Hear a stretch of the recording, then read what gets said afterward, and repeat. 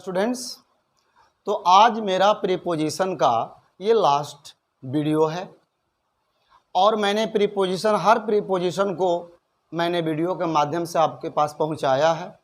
आप बहुत ही ज़्यादा फ़ायदा उठा सकते हैं क्योंकि मैंने कोई भी ऐसा प्रीपोजिशन नहीं जिसे मैंने छोड़ा हो।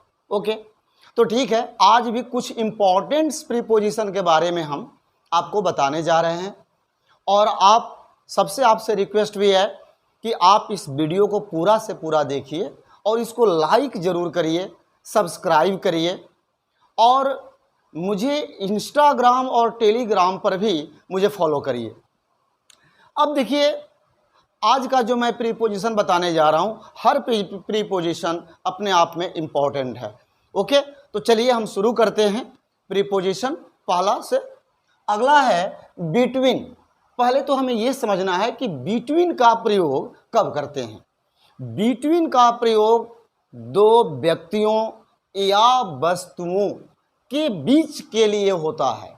हमेशा याद रहे कि बिटवीन का प्रयोग दो व्यक्तियों या वस्तुओं के बीच के लिए बिटवीन का प्रयोग किया जाता है। जैसे she is standing between Ram and Gopi. इसमें दो व्यक्ति कौन है?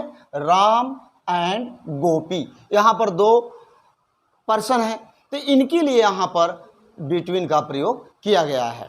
तो देखिए, she is standing between Ram and Gopi, इसका अर्थ हुआ कि वह राम और गोपी के बीच में खड़ी है।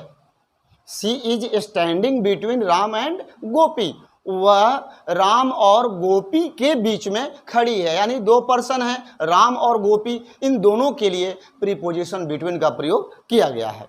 अगला एग्जाम्पल देखिए, the war is going on between Pakistan and India. यहाँ भी दो देश का नाम दिया गया है, इंडिया एंड पाकिस्तान, यानी भारत और पाकिस्तान के बीच में युद्ध चल रहा है। तो जहाँ पर दो व्यक्ति या वस्तु का बोध हो वहाँ पर प्रीपोजिशन बिटवीन का प्रयोग किया जाता है। अब अगला प्रीपोजिशन की ओर आते हैं, अमॉन्ग। अमॉन्ग का प्रयोग कहाँ किया जाता है? तो ठीक आप यहीं पर समझ लीजिए कि दो से अधिक व्यक्ति या वस्तु के लिए अमॉन्ग का प्रयोग किया जाता है। बिटवीन और अमंग में बस इतना ही अंतर है कि जहां दो का मैटर होगा वहां बिटवीन का प्रयोग करेंगे और दो से ज़्यादा संख्या होता है, चाहे वो व्यक्ति हो या वस्तु, तो उसके लिए हम प्रीपोजिशन अमंग का प्रयोग करते हैं। जैसे divide this mango among the 4 boys. Divide this mango among the 4 boys. देखिए नंबर पर ध्यान दीजिए, यहाँ पर 4 बॉयज है। ओके, इसलिए यहाँ पर प्रीपोजिशन अमॉन्ग का प्रयोग किया गया है। तो इसका अर्थ क्या हुआ? इस आम को 4 लड़कों में बांट दो। इस आम को 4 लड़कों में बांट दो। इसलिए जहाँ संख्या 2 से अधिक हुआ वहाँ प्रीपोजिशन अमॉन्ग का प्रयोग किया जाता है। अगला एग्जाम्पल देखिए, he divided his property among his 5 sons. वह अपने 5 पुत्रों में अपना संपत्ति बांट दिया। इसको ऐसे भी कह सकते हैं कि उसने अपने 5 पुत्रों में संपत्ति बांट दिया, यानी 5 के बीच। तो यहाँ पर भी संख्या क्या है? 5 है, इसलिए प्रीपोजिशन यहाँ पर अमॉन्ग का प्रयोग किया गया है। ओके, अब आते हैं नेक्स्ट प्रीपोजिशन। बहुत ध्यान से समझिएगा इसको, बिसाइड और बिसाइड्स। बिसाइड और बिसाइड्स में सिर्फ एस का अंतर है। लास्ट में देखिए, एक है बिसाइड और दूसरा है बिसाइड्स। बस बिसाइड और बिसाइड में एस लग जाने से बिल्कुल अर्थ बदल जाता है। बिसाइड का प्रयोग हम तब करते हैं जहां बिल्कुल नज़दीक के अर्थ में बात हो, बिल्कुल नज़दीक के या समीप के बारे में बात हो, तो वहां पर प्रीपोजिशन बिसाइड का प्रयोग करते हैं। और बिसाइड का प्रयोग बिसाइड्स का प्रयोग हम वहाँ करते हैं जैसे के अतिरिक्त, के अलावे। तो के अतिरिक्त और के अलावे के सेंस में बिसाइड्स का प्रयोग किया जाता है, लेकिन नज़दीक या बिल्कुल समीप के अर्थ में बिसाइड का प्रयोग किया जाता है। बस उसमें एस का अंतर है। देखिए, बिसाइड और बिसाइड्स सिर्फ इसमें एस लग गया है और इतना ही से प्रीपोजिशन बदल गया है। तो ठीक है, अब ये देखना है कि बिसाइड का प्रयोग और बिसाइड्स का प्रयोग। पहला एग्जाम्पल है, your cow is grazing beside my field. तुम्हारा गाय मेरे खेत के बिल्कुल नज़दीक में चर रही है। तुम्हारा गाय मेरे खेत के बिल्कुल नज़दीक में चर रही है। यहाँ पर प्रीपोजिशन बिसाइड का प्रयोग किया गया है। और बिसाइड का किस अर्थ में प्रयोग किया जाता है? बिल्कुल नज़दीक या समीप के अर्थ में। ओके, तो देखिए यहाँ पर प्रीपोजिशन बिसाइड का प्रयोग किया गया। अगला देखिए बिसाइड्स, जैसे है besides this I want 2 other books. इसके अतिरिक्त, इसके अलावे मैं और 2 किताबें चाहता हूँ। Besides this I want 2 other books. इसके अतिरिक्त, इसके अलावे मैं और 2 किताबें या 2 पुस्तकें चाहता हूँ। तो इस तरह के सेंस में हम बिसाइड्स का प्रयोग करते हैं। ओके, अब आगे आते हैं नेक्स्ट प्रीपोजिशन पर, सिंस। आपको टेंस के माध्यम से भी पीरियड ऑफ टाइम और पॉइंट ऑफ टाइम के बारे में बताया गया होगा। जो स्कूली हमेशा टेंस जब शुरू होता है तो प्रेजेंट परफेक्ट कंटिन्यूअस या पास्ट परफेक्ट कंटिन्यूअस या फ्यूचर परफेक्ट कंटिन्यूअस में सिंस फॉर का प्रयोग बताया जाता है कि पीरियड ऑफ टाइम के लिए फॉर और पॉइंट ऑफ टाइम के लिए हम सिंस का प्रयोग करते हैं। जहाँ पर निश्चित समय का बोध होता है वहाँ पर सिंस का प्रयोग किया जाता है और उसको हम इंग्लिश में कहते हैं पॉइंट ऑफ टाइम। तो फिर से मैं बता दूं आपको कि यदि सेंटेंस में पॉइंट ऑफ टाइम हो, निश्चित समय का बोध हो, वहां पर प्रीपोजिशन सिंस का प्रयोग किया जाता है। जैसे we have been playing since morning. हम सुबह से खेल रहे हैं। जैसे कि आपको मालूम है कि डेज को 4 भागों में बांटा गया है, मॉर्निंग, नून, इवनिंग और नाइट। तो मॉर्निंग से भी एक निश्चित टाइम का बोध होता है, इसलिए इन सबों के साथ में प्रीपोजिशन सिंस का प्रयोग किया जाता है। तो we have been playing since morning, हम सुबह से खेल रहे हैं। अगला example, she has been cooking food since 2 o'clock।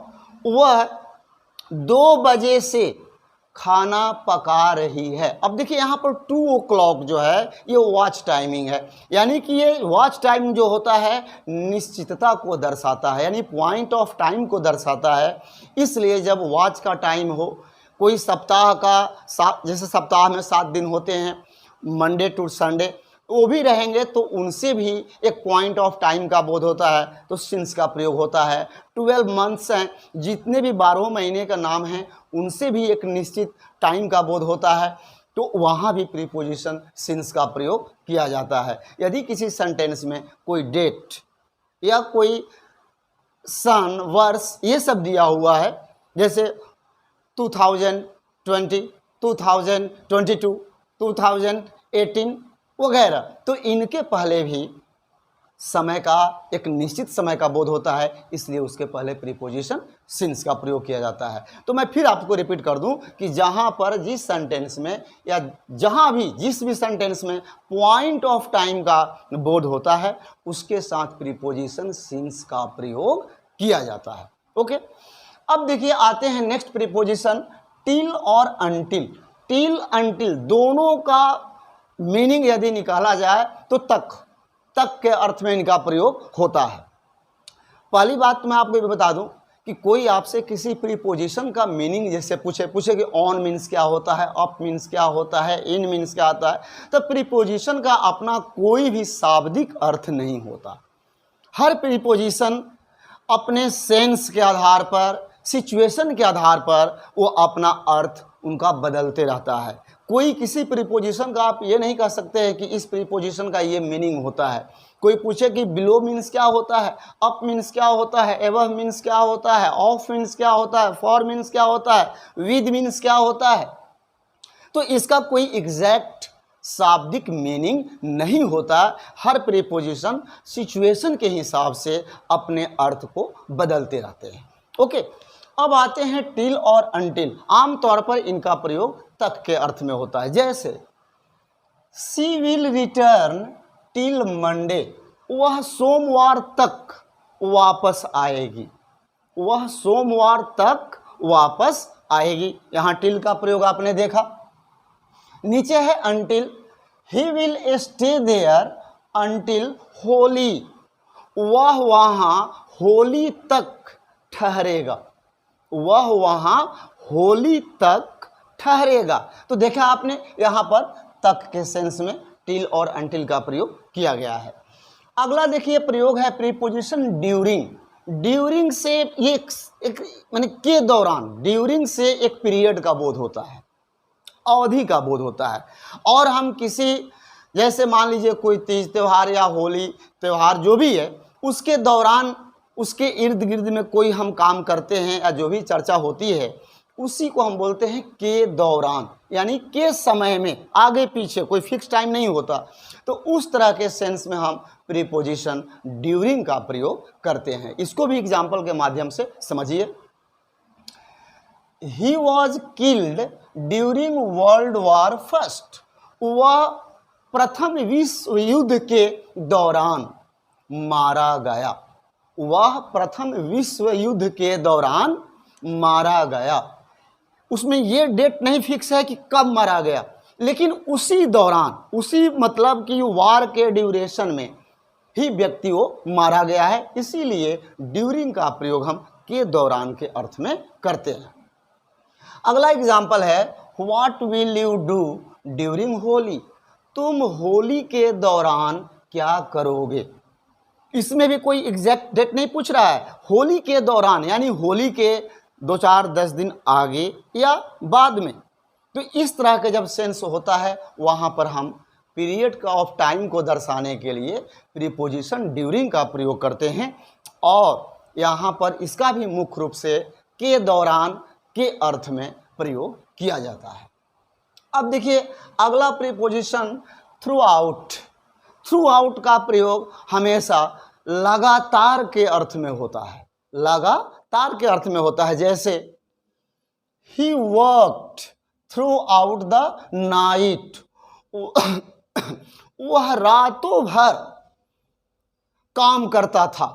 He worked through out the night, वह रातों भर काम करता था। या इसको ऐसे भी कह सकते थे कि he worked through out the night, उसने रातों भर काम किया, उसने रातों भर काम किया, यानी कि रात भर यानी कंटिन्यू, लगातार। तो इस सेंस में हम प्रीपोजिशन थ्रू आउट का प्रयोग करते हैं। अगला है I shall remember it throughout my life, मैं इसे अपने जीवन भर याद रखूंगा। I shall remember it throughout my life, मैं इसे अपने जीवन भर याद रखूंगा। यानी होल लाइफ की बात किया जा रहा है, यानी आज के लाइफ से लेकर के लाइफ के एंड तक, यानी पूरी होल लाइफ, जहां रातों भर, दिन भर, जीवन भर, इस तरह के सेंस में प्रीपोजिशन थ्रू आउट का प्रयोग किया जाता है। तो ओके स्टूडेंट्स, आज हमारा पूरा प्रीपोजिशन कंप्लीट होता है। और जैसा कि मैंने आपको वीडियो के पहले में कहा कि बेटा आप लोग इसको लाइक ज़रूर से ज़रूर करना और ज़्यादा से ज़्यादा करना। सब्सक्राइब तो बिल्कुल वो लोग करेंगे जिन्होंने अभी तक से नहीं किया है। और आप मुझे इंस्टाग्राम, टेलीग्राम पर भी फॉलो कर सकते हैं। ओके। तो इसी शुभकामना के साथ मैं आपको फिर से यही कामना करता हूं कि आप अपने जीवन में सफल हों। इस वीडियो का पूरा आप अध्ययन करें, शुरू से अंत तक सुने। इसी के साथ जय हिंद।